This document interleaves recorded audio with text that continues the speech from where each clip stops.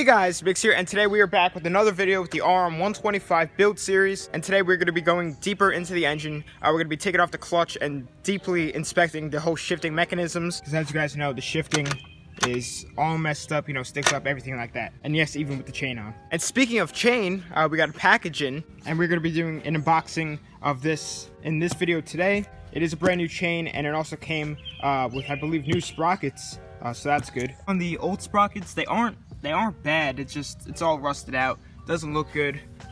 Same for the front one, just all rusty. So we probably will be replacing those. But we are going to be taking off the clutch. I already started just taking off a few bolts. It's just way too difficult to like mess around with all the shifting behind there without taking that off. So we're just going to take it off now so you can see everything, because my absolute nightmare is needing to split these cases again in order to get to the transmission. I absolutely do not want to do that. So I'm hoping it's something with like the spring arm or the shift pulse or anything like that. And what I don't want is one of the shift forks to be messed up. I mean, I know that it's all right. I put them all in and double checked everything like 10 times. So yeah, hopefully we find the problem today so we can get this thing back up and running and driving. Get working and then start taking off this clutch.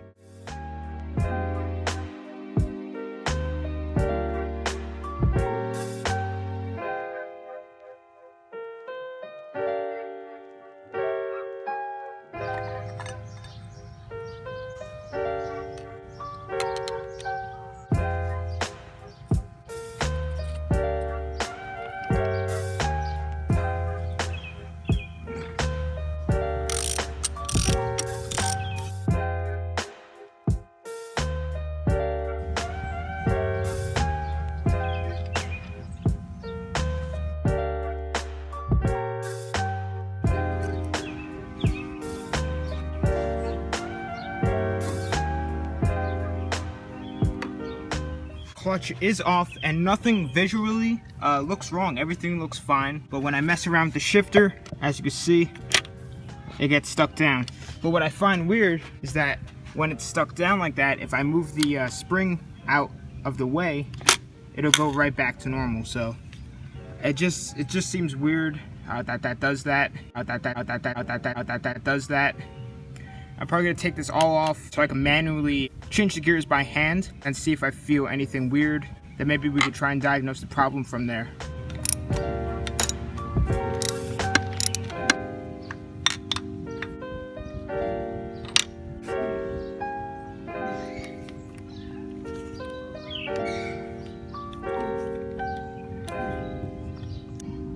Did just run into a little bit of a problem.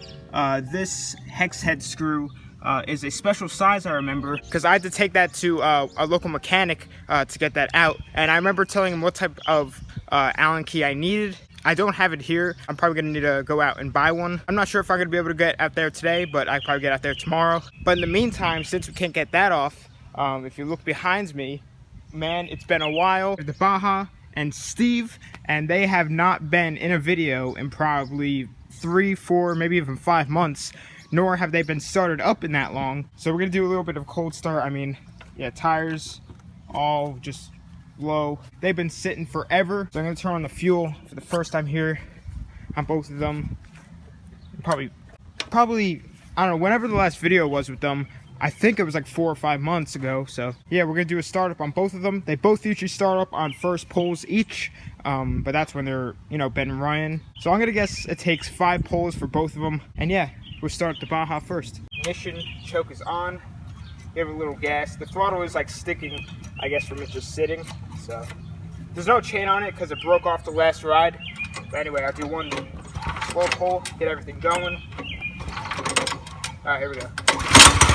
Oh, first pull, are you kidding me? Well, that's crazy. So it took first pull. That's pretty amazing. So I'll let that run a little bit, warm up, and then once that thing is done running, then we'll start up Steve and maybe drive it around a little bit. So it's pretty warmed up now. Yeah, it's running pretty good. So we'll cut it off for now, and now it is time for Steve. Choke, ignition. Since the Baja started first pull, I'm going to say that that Steve will start first pull. So I'll do the same thing. A couple slow ones. All right, here we go. Oh.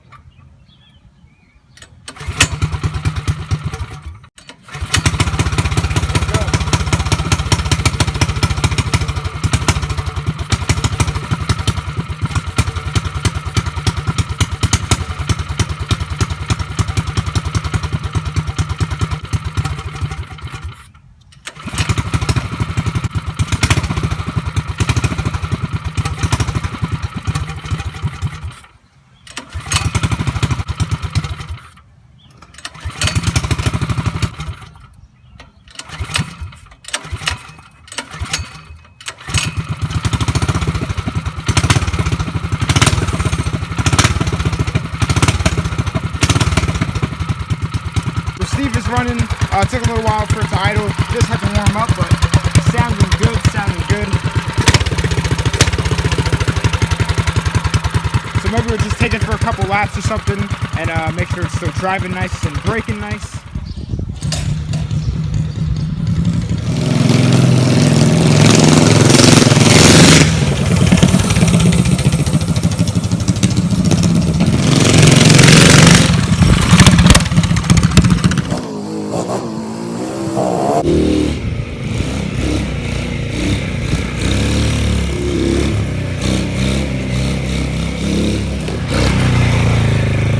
So Steve is hauling it. I feel like whenever I don't, start it up after a while, it's always so much faster, along with the quad. As some of you might be able to tell, I've been practicing wheelies on that. For some of you OG subscribers, the mini bikes will be coming back soon. It is mini bike season, so the shows are starting back up and everything like that. If you guys want some more mini bike content, comment that down below. But I mean, dirt bikes and everything like that, always, it's still gonna be like usual, with the whole builds and everything, because I love doing them. I learned so much from them. Just wish that we had that Allen key so I can get this thing off. So before I start the video back again tomorrow, when I hopefully have the Allen key, I'm gonna do a little unboxing on the new chain and sprockets. So see how they look. Alright.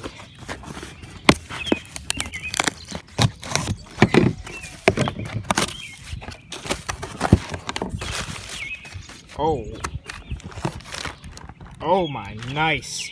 Look at this sprocket. Holy, this looks huge. I have a pretty big hand, and look at that. It's really nice though. Let me just make sure it matches up. It looks exactly the same. So it looks about the same. So sweet, we're definitely gonna be putting that on. Looks way better than that one, that's for sure. Then we have the new front sprocket. Do a little side-to-side comparison.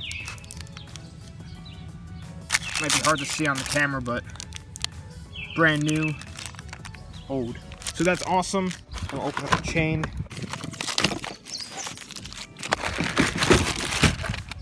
All right, the 520 chain. These things are beefy chains. Looks the same. Sweet. That is awesome. I got this on eBay. If you guys are wondering, it was $48 and free shipping. So, I mean, all of that. That's a pretty good deal. So we'll close that back up until it's time to put those on. Hopefully that'll be soon, because I'm ripping to just rip this thing. I mean, I'm dying to rip this thing. That's what I meant. So it should definitely be a beast of a bike once it's all ready. But anyway, guys, I'll catch you guys back tomorrow when hopefully we have the Allen key. So we were back here the next day, and I just got back from AutoZone, and I did pick up the correct Allen keys that I needed. I just got the whole set, because why not? I only had the standard sizes, but now I have metric. Which is good. And this was a 5mm screw, and it works perfectly. So now I just gotta unscrew the rest of it. Then we should be able to get off. Oh Jesus, for some reason it doesn't want to come out. All right, there we go. Once that screws out, all of this will pull off, and then we can turn it through the gears manually. Alrighty, try and pull it out all together. Hit assembly, and there we go. So what I'm going to be doing is taking out the shift pawl, and then so I just have the top of the shift drum. Sounds like somebody's on a quad having a good time. I don't know if you heard them. But I'm going to take this all out as an assembly, so then I can just have the top of the shift drum and then place it back on, and then rotate it with my fingers through the gears and see if there's anything restricting me. So I was just messing around with shifting it with my hands, and if I shift it all the way down into first gear, obviously you can hear it's in gear, the counter shaft is moving. But if I move the spring back, you know, so I can shift it and shift it up one, you hear no ticking, the counter shaft isn't moving, and that's because we are in neutral. So this is weird because I can find it easily, and then I can shift up into second gear. So all the gears are there, and they all felt perfect. I didn't feel anything wrong with them. It felt amazing. So I'm not sure what the problem could be.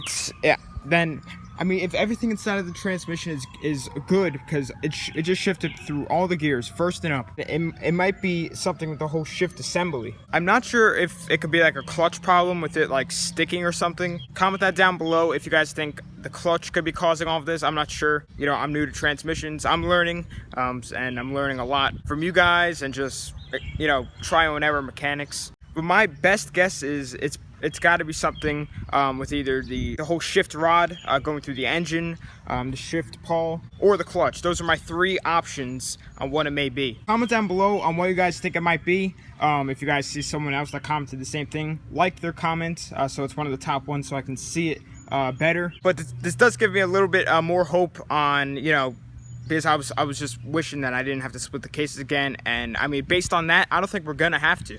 So it's just got to be some type of small part error. So next video should be hopefully fixing the transmission, getting it all back together, and probably starting it up. At least I need to order like a new clutch or any new parts, then just might be a little delayed. But anyway guys, I'm gonna be ending the video here. Comment down below, give me some help, teach me some knowledge or whatever. But I'm pretty stoked that I found neutral and everything like that, and all the rest of the gears. So we'll find it, and this RM will be ripping soon. But once we sit on that thing and just give it, it should be the best feeling in the world.